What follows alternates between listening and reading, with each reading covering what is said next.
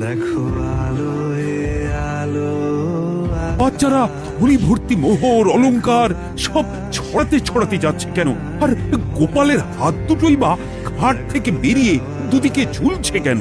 মহারাজ, আর একটা ব্যাপার কি আপনি লক্ষ্য করেছেন? কি কি বলো তো? গোপালের দেহ কারা কাঁধে করে নিয়ে যাচ্ছে? হ্যাঁ হ্যাঁ, ওই তো মন্ত্রী, সেনাপতি, জ্যোতিষী আর পণ্ডিত। আসলে গোপালের এই শেষ যাত্রা আমাদের কিছু শিক্ষা দিয়ে যাচ্ছে মহারাজ।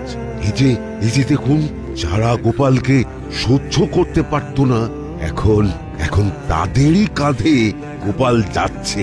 তার মানে শেষ পর্যন্ত কেউই কারোর শত্রু থাকে না, সবাই মান অভিমান ভুলে কাঁধে কাঁধ মিলিয়ে পার করে দেয়। তাই তো, এই দৃশ্য তো সেই কথাই বলছে।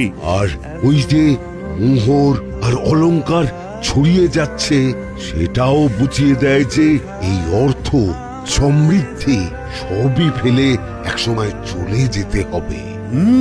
কি ভীষণ সত্যি। দুটো খালি হাতও বুঝিয়ে দিচ্ছে, খালি হাতেই আমরা সংসারে এসেছিলাম আর খালি হাতেই আমাদের যেতে হবে।